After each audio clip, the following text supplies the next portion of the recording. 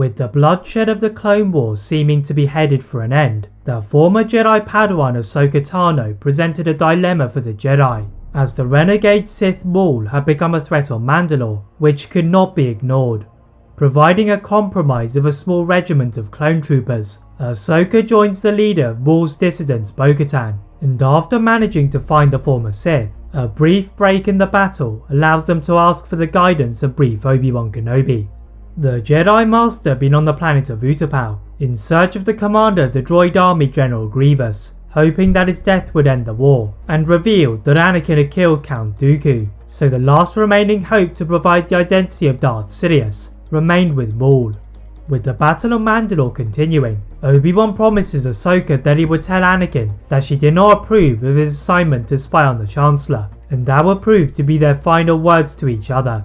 But what if Ahsoka and Obi-Wan had met after Order 66? Could they have worked together to stop the Empire?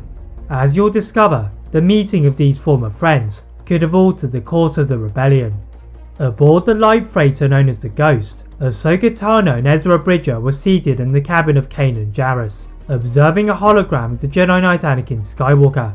The door to their room slid open, and eager to continue their hunt for the Inquisitors, Ahsoka remarked to Kanan that they would normally turn to Obi-Wan or Yoda. Kanan suggests that they should look for these former Jedi, and having previously communicated with the Jedi Grand Master, he is adamant that they should head to the Jedi Temple on Lothal. Once within the temple, the three Force users meditate together, and it is Ezra who manages to reach out to the Grand Master, and asking if he could join their plight or locate Obi-Wan. Yoda states that all of the answers they required were already in their minds, but should they need it, the Jedi could seek the planet of Malachor, before the cave began to collapse with the attack from the Inquisitors. Returning to the Phantom, Ahsoka is wary about heading to Malachor, a planet that had been off limits for the Jedi, and decides they should first try to work out what they already knew. Failing to initially make any progress in locating Obi-Wan, the presence of Chopper gave Ahsoka an idea, and utilising a secret transmission code that she had obtained when she first joined the rebellion, she found Bail Organa. The Jedi and Ahsoka asked the Senator if they knew anything about the whereabouts of Obi-Wan, and although he is initially reluctant, he deploys R2-D2 and C-3PO to deliver the coordinates of the Jedi Master to the Ghost Crew. Disguised as passengers aboard a small liner, the Ghost Crew collect the droids above Attalon, and heading back to their rebel base, they discover the Jedi Master is currently on Tatooine. Here Syndulla is skeptical that somebody of Obi-Wan's caliber would be residing on such a remote planet, but Ahsoka could not sense that this information had been tampered with, and also knew that her old Master Anakin hated the planet, making it a perfect place for a recluse. Taking a T6 shuttle away from the rebel base, she is accompanied by Ezra and Chopper, and together they breach the harsh sandstorms to reach their coordinates. With the sand finally clearing, Ahsoka can see the gently burning fire with Obi-Wan, and she stopped in her tracks, with a kaleidoscope of emotions running through her mind. Before Ezra could question her, Ahsoka took the last few steps to the Jedi Master, and the Jedi Master beckoned them to sit beside him. Still failing to look at Ahsoka, the Togruta could sense a mix of shame and regret from Obi-Wan, growing from his failure to stop Anakin turning to the dark side.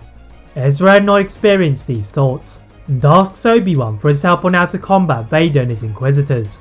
Finally having the courage to look at his guests, he calmly declared that his days fighting were now over, and he was focused on his last mission.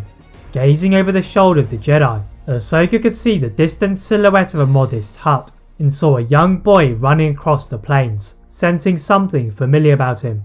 By reaching through the Force, her eyes widened by a Force presence akin to Anakin, and she deduced that this must be his son. As the rebels are about to leave, they all sense another presence, but this one was much darker, and it was an Imperial Star Destroyer, which had tracked their ship from Attalon on the orders of Darth Vader. A squadron of Imperial TIE-class fighters dropped from the skies, firing in their direction, and they ducked under the cover of Obi-Wan's home. But soon this was not a viable option, with the walls beginning to crumble around them, and the Jedi Master realised he had outlived his occupation on Tatooine. Whilst Ahsoka and Ezra deflected the fire on the ship and pulled them from the skies, Obi-Wan ran into the Lars' home and dragged Luke away from Beru and Owen, which they did not react well to. Firing their blaster rifles at the Jedi Master, he easily deflected the shots with his lightsaber, before running into the swirling sands, where he knew the Empire would lose track of them. Returning to their T6 shuttle, Ahsoka manages to divert the ship from the Empire, and they return to a rebel rendezvous point. The hologram of Bail Organa is there to greet Obi-Wan and the rebels, and following the advice from Yoda, the rebels ask the Jedi Master to join them on a trip to Malachor. Reluctantly leaving Luke in the hands of Sabine and Zeb, Obi-Wan joins the Phoenix Squadron, knowing that an encounter with the dark side awaited them all. With all of the adventurers aboard the Phantom, Obi-Wan familiarises himself with the interior of the ship when he heard the voice of Rex. Bursting into Ahsoka's cabin, the former clone trooper salutes the Jedi Master, and Obi-Wan asks Rex to join them, against the wishes of Ahsoka. Arriving from the rebel base on Attilan, Obi-Wan had another reason for Rex heading for Malachor, other than his wealth of experience, but keeping it to himself, he soon senses the darkness he had been expecting. The Phantom landed on a flat and barren plain, nearby an intimidating and ominous looking monolith, and as Obi-Wan carefully studied the scripture on the outside, he knew they had to activate the trap, and lightly touched the structure with the Force. The rebels began dropping to the foundations of the temple when Obi-Wan felt a presence he had not felt since the Clone War, and using his lightsaber to cut a hole in the floor, he fell to an underground expanse. Pointing his lightsaber in various directions, he finally spots his old enemy Maul, crouching amongst the limited foliage. The Zabrak roared the name of the Jedi Master, and brandishing his hidden blade, he prepared for battle when they heard the fighting from the old battlefield above them. The Jedi Master used the Force to boost his jump to the surface, and closing off his entrance, Maul was forced to take a different path to the temple. Helping the rebels to defeat 2 Inquisitors, they look for Ezra, but the Jedi Padawan disappeared. Kanan is fraught with concern, and reopening Obi-Wan's pit, he calls out Ezra's name, but the only sound that returned were those of his own echoes. Running through the maze of tunnels, an eerie sense of darkness stops in his path to Ezra, and he found an entrance to the temple that was already open, sensing the presence of his Padawan. Watching in horror as he used the dark side to obtain a Sith holocron, Maul turned around to face Kanan, declaring that the powers of Ezra Bridger now belonged to him. The Jedi Knight carefully backed off from what he believed to be the Sith, but there was nowhere to run for Kanan, and Ezra now had the choice of what to do with the holocron. As Maul lifted Ezra into the air with the Force, the Jedi ran to the surface and past the other rebels, then jumped into one of the elevators to the temple's obelisk. Obi-Wan and Ahsoka know they have little time to spare, and dragging Kanan from his battle with Maul, they run to chase Ezra, avoiding the incoming fighters piloted by the other Inquisitors. Taking the alternate path to the summit, the Jedi and Ahsoka stop in their tracks when they see the Tired One shuttle Vader ominously approaching, and quickly scramble to stop Ezra from placing the holocron in the obelisk. With the super weapon failing to activate, Kanan escorts Ezra to the location of the Phantom when Vader arrived on top of his ship. Facing his old master and Padawan, Vader withdrew his offer to give mercy to Ahsoka, as she now sided with his biggest enemy, and igniting his blade, he jumped down and leapt to them both. The power of the Sith was considerably more than their previous encounters, but even so, several of Anakin's old techniques remained, and they continued to push each other to the limits, until Maul arrived. The former Sith looked in despair at the empty obelisk, but having been spotted by the duelists, there was no escape, so he joined the battle. The presence of Maul was not one that Vader had expected, but he treated it as another challenge, and going straight for the head of the Zabrak, Obi-Wan saw this as their chance to leave Malachor. Avoiding the fallen debris caused by Vader's power, Obi-Wan and Ahsoka ran to the ramp of the Phantom, not looking back to see the fate of Vader and Maul. Rex, however, had seen everything, and staring in disbelief at what had happened to his old general, he tried to turn the ship around, but the Jedi stopped him. Returning to the rebel base, the former clone commander stood away from the briefing of the rebels, still failing to process what General Skywalker turned into, and as the breeze washed over his head, he was determined to bring him back to the light, whatever the cost. The voice of Ahsoka disturbed his ruminations, and the former Jedi shared the same emotions as Rex, but she was more skeptical, as if her and Obi-Wan could not change Vader, then the addition of Rex would not likely make any difference. Walking back to Chopper Base, the young and curious Luke Skywalker ran from the Ghost, tinkering with a droid, and glancing at Obi-Wan, they knew the boy was their last hope. Immediately beginning his training in the ways of the Force, The rebels receive a transmission from one of the Phoenix Squadron that Maul had fallen on Malachor, but the Vader was nowhere to be found.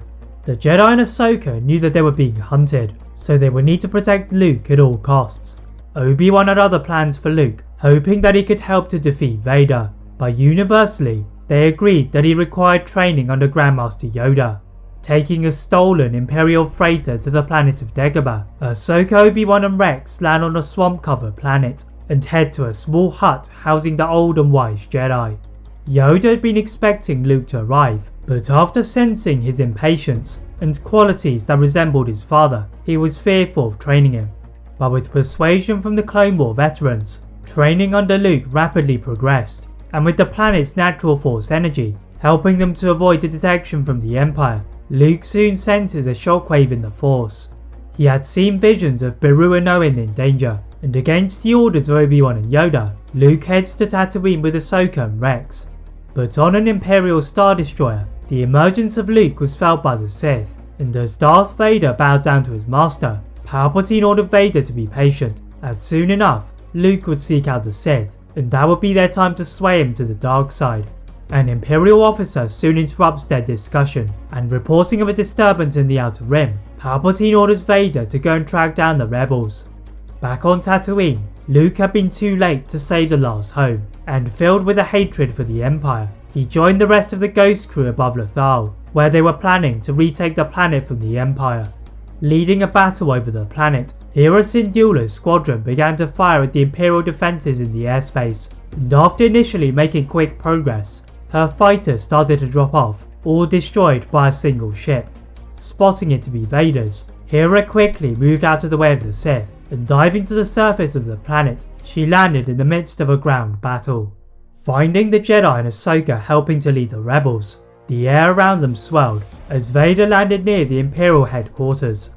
Luke was still feeling the rage from the death of the last family, and charging at Vader and his surrounding stormtroopers, he found himself being lifted into the air, and it is not Vader but Palpatine arriving from his shuttle after he had felt a great disturbance in the Force. The whole battle fell to a standstill at the unexpected arrival of the Emperor, who showed his power by using a lightning attack to vaporize the defences of the rebels. But he had underestimated the Jedi, and combining to repel his attack, Luke got to his feet and battled Vader with great determination. The Sith wanted to test out his skill, and in a break in the battle, he revealed that he was Luke's father, then ordered for Luke to join him and rule the galaxy together. After hearing this, Palpatine immediately turned upon his apprentice. In diverting his attack, Luke instinctively blocked it, but only partially deflecting the Tower of Power. He rolled to the floor in agony. The rebels leaped to the defense of the Jedi, but Palpatine's power was too much, until a small figure emerged through the smoke, and it was Yoda. Yoda had unfinished business with the Emperor from their previous encounter, pushing the Sith Lord to the edge of a lake. Before the old Jedi grew tired, Vader intervened by piercing his lightsaber through the Emperor's body, falsely thanking him for years of pain. Turning to Obi-Wan, the rebels could not rest, and all of the Jedi blocked the new Sith Lord from getting to the Jedi Master, until Luke told him to stop his violence. Vader reluctantly backed off on the pleas of his son, and not daring to look at Obi-Wan, he stomped back to his ship, whilst Luke promised that his father would soon return to the light. Trusting the judgment of the Jedi Knight, the departure of the Empire and the Sith was met by jubilation all across Lothal, and this victory gave hope to those across the galaxy that their suffering would soon end.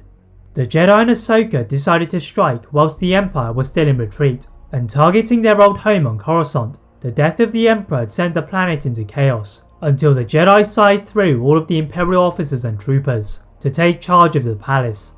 Converting the vulgar structure back to the Jedi Temple, the faith in the Jedi had been restored, and the previous pockets of the rebellion grew in their number to overthrow the occupation of the Empire.